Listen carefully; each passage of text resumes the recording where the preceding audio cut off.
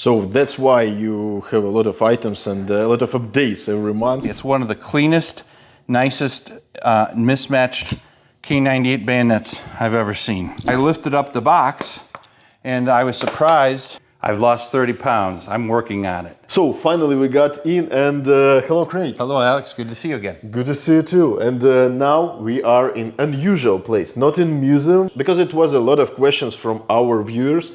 What do you do for living, and how you operate, and from what places you get items for your museum. So can you tell us your story and show your business behind the scene?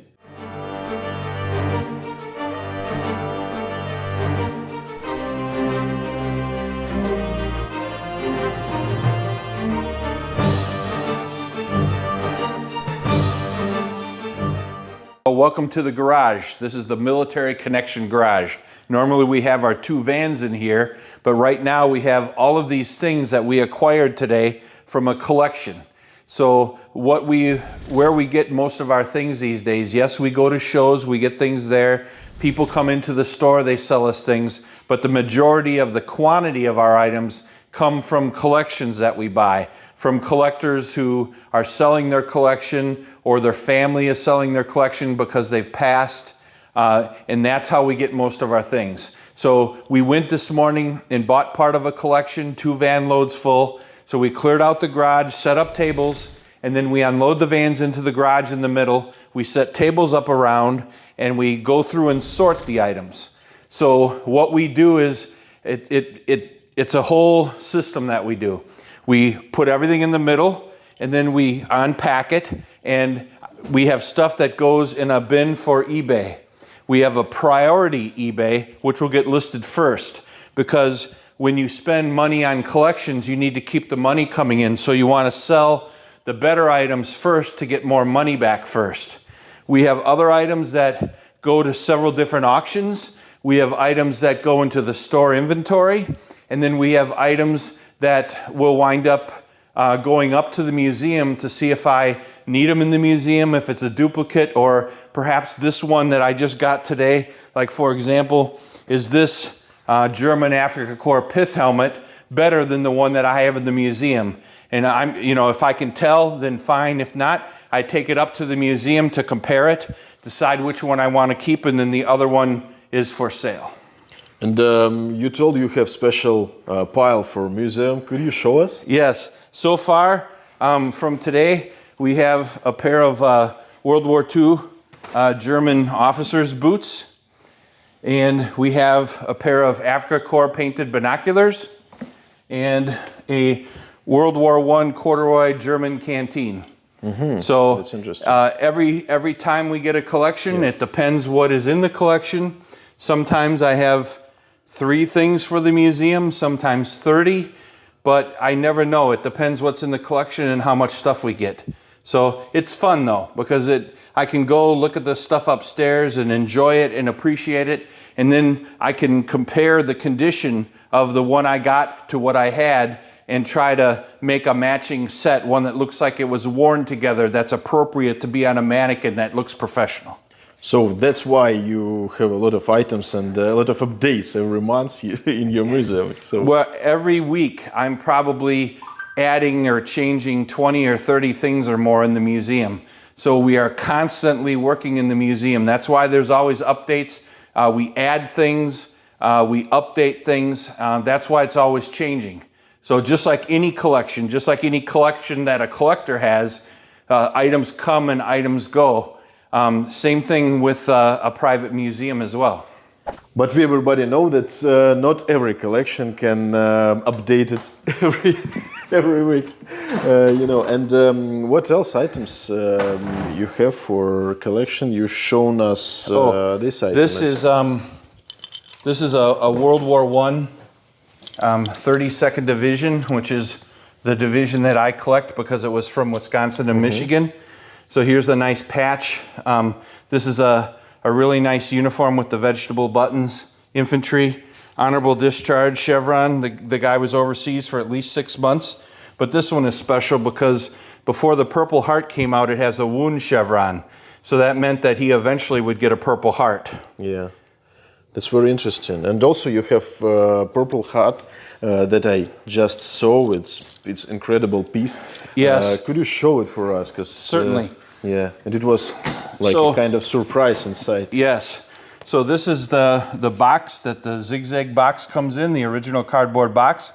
And when I opened it up, it had the Purple Heart in here. I opened it up and I saw that it's a World War II slot brooch Purple Heart, and that it's named to the man that was killed by the U.S. military, the hand engraved, which is correct.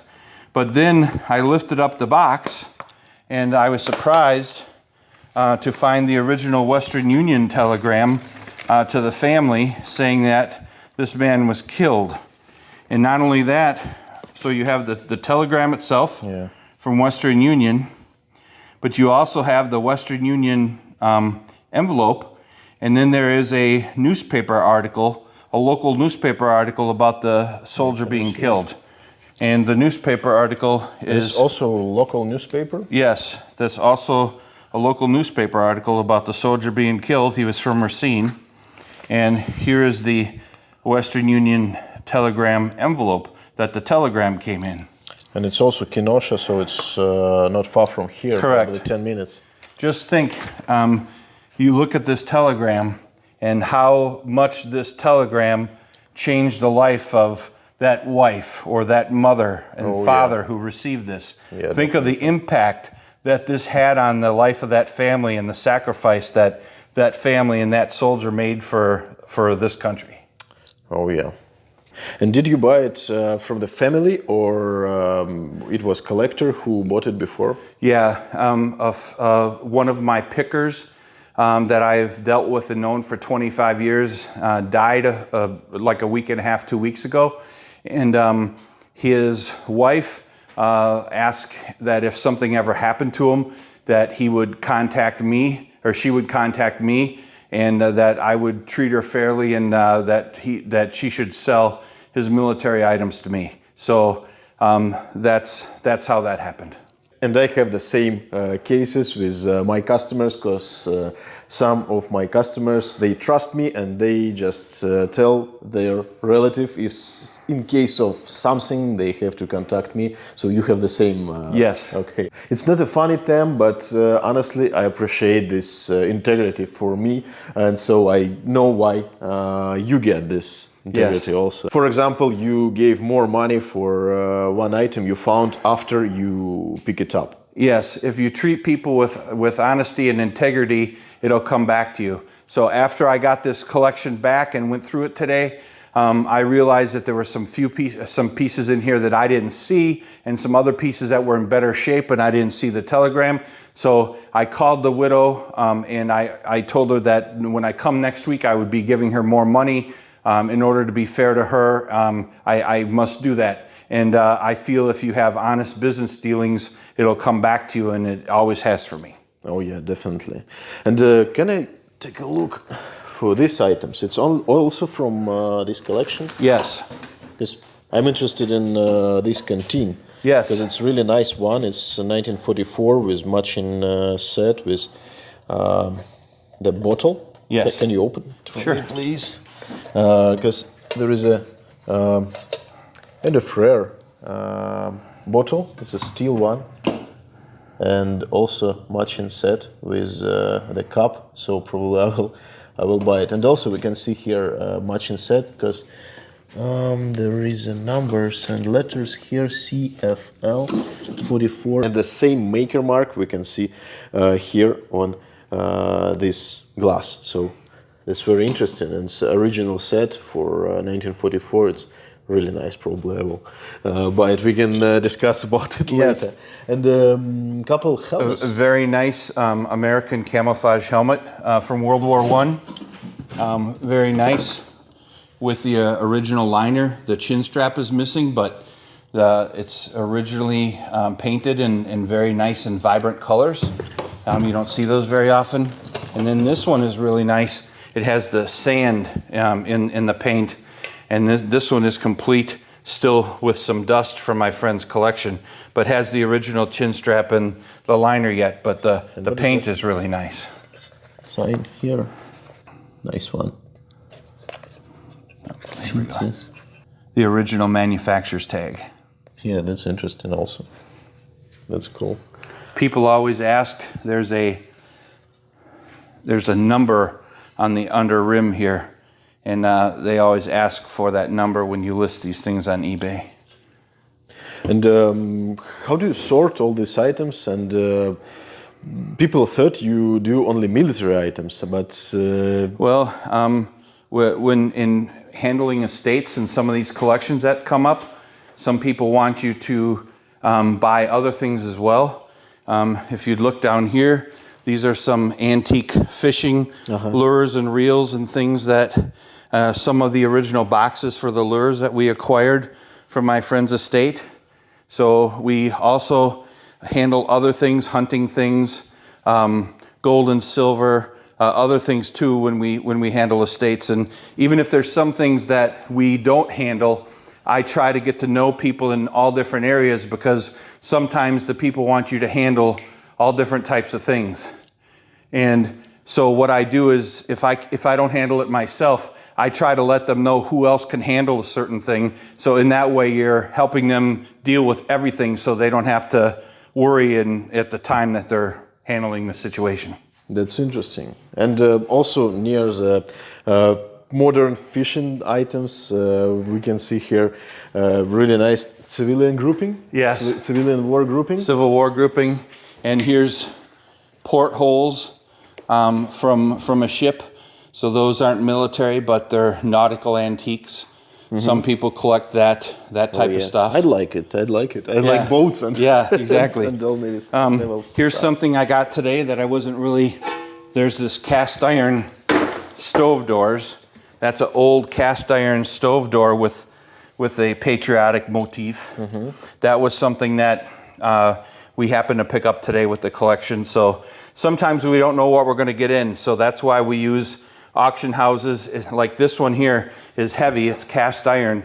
So to list that on eBay and ship it, the shipping would cost as much or more than the item in order to ship it. So this is something that we wouldn't sell out of the store. So we would consign to an auction house to sell for us. Yeah, that's great. That's great. Oh, one more interesting German items. We can see it's like Foxy goggles. Yes. It's correct to pronounce. Yeah, those are German aviators goggles in the original tin. So the strap is off, and that's how they were shipped originally. So the pilot would have to put the strap on the back, and that's with the extra lenses in the original tin. Yeah, it's 1942, and not only pilots use these goggles. Also, you can see on footage. Yes. You can see motorcycle. Motorcycle, motorcycle guys. Correct. It was more than just pilots. Yes. You're right. Yeah. So that's interesting. Well, it's easy to fix. Yeah, it's no problem. Yeah, it's that's just how they came when they were first issued. Yeah. And that's how it was in the original tin. So we can do it and just connect with this loop. So it looks nice. Fairly simple. And can we go back to your table, and could you show us more items from military antique then? Certainly. Let's go check it out. Yeah. Follow me. I'm not done sorting the collection yet. We've only gone through part of it, but I have some World War II German items here. Most are original. There's a few reproductions. We also have some World War I victory medals, a few U.S. groupings. And by groupings, I mean stuff that all came from one guy, either insignia or patches, or this picker of mine got stuff directly from estates and families. So he had a number of groupings that he kept together, and I want to try to keep them together as well. Over here, if you come check these out, we have some bayonets and fighting knives that we picked up. Some very interesting ones. To include a U.S. 16-inch bayonet. This one is made by AFH and dated 1943. It's in a Navy Mark II scabbard, so that's not the correct scabbard for the 16-inch, but that's what happened after the war. A lot of them got surplused out that way. We have an M3 fighting knife and an M8 scabbard. This one is made by the Utica company. It's used but in good shape, and it has the correct M8 scabbard with the leather tie down still. And what period is it? This is World War II. Okay. World War II U.S. fighting knife. And I see K98 bar. Oh, this is a honey. This is a mismatch, but it probably was brought back this way. It's one of the cleanest, nicest mismatched K98 bayonets I've ever seen. Oh yeah, it looks. Look at the condition of that. It looks great. Oh wow. It looks like the guy must have grabbed it right from the factory. Oh yeah, and it's only one with a code G, as I remember, is 1946 or 44. 36 or 35. I have to check. So this is numbers from 30s. That's nice. A nice one, early one. Yeah.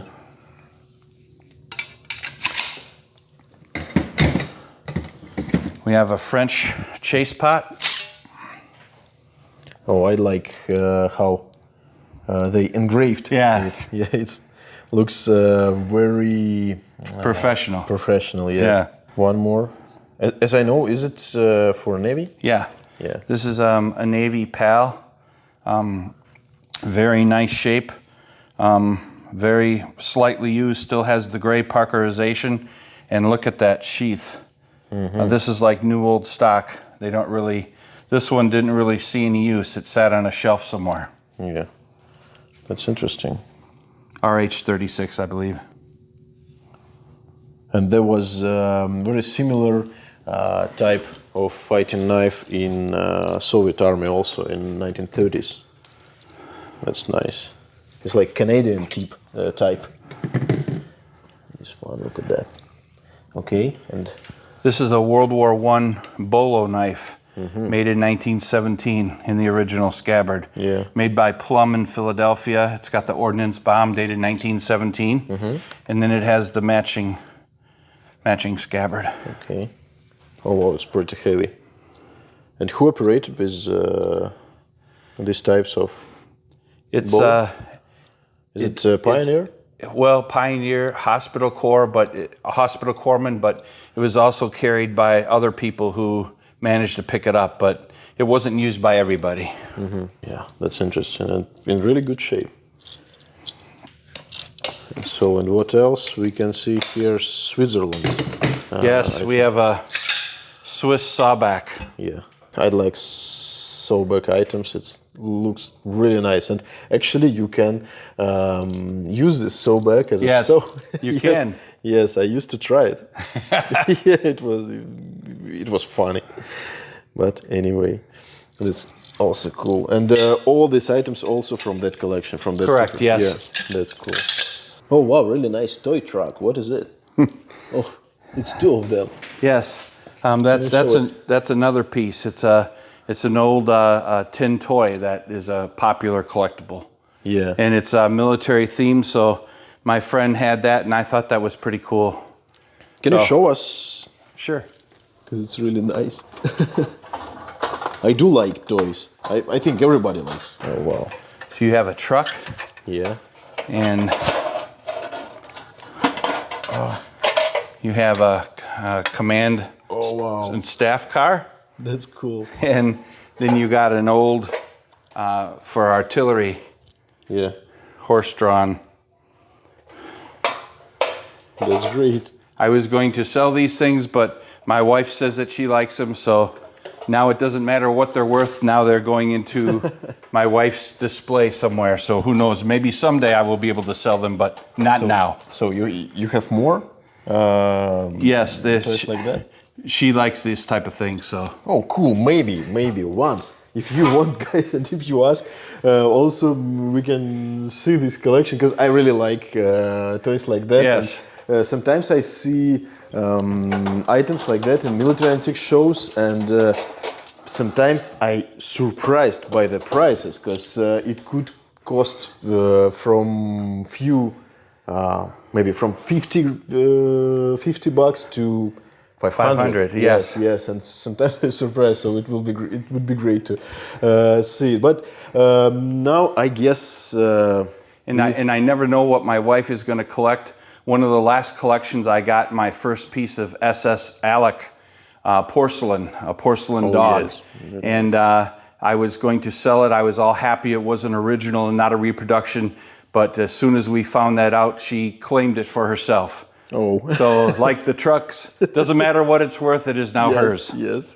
But so is life. Exactly. But anyway, your collection is better and better when she just want to keep something. That's right. Yes. Eventually, someday, we will benefit from that. Unless we die still owning it, then it is a loss. Yeah. So thank you very much for your tour. Thank you very much for showing us your behind of scene items. And probably if you will have, when you will have a nice collection, let me know a few days before, and I can arrive here, and we can show full, full way items from the house of from owner. Collection to the shop. Yes.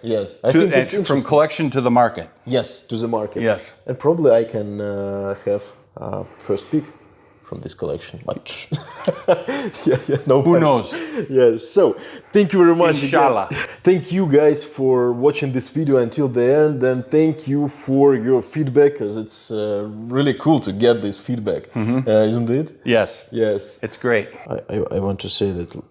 Oh. Reproduction. Sadly. Oh yeah. So when we get collections, sometimes you don't have time to study it all when you're there. I bought that thinking it was real, and it's fake. So yeah, so it's a box with fakes. Yes. Well, some of it's fakes and some of it's just low end stuff. This one is original. That's real. It's just in rough shape. Yeah. But anyway, I just can't stop this video, but we have to. And again, thank you for watching this video until the end. Thank you for press like button, subscribe button, and leave your comment for me or for Craig or for both of us. Now we finally have to finish. Thank you and goodbye. Wait, and special information for one guy who left comment. Craig? I've lost 30 pounds. I'm working on it. I feel a lot better. Thank you very much. Thank you guys. Your comments works. Yeah.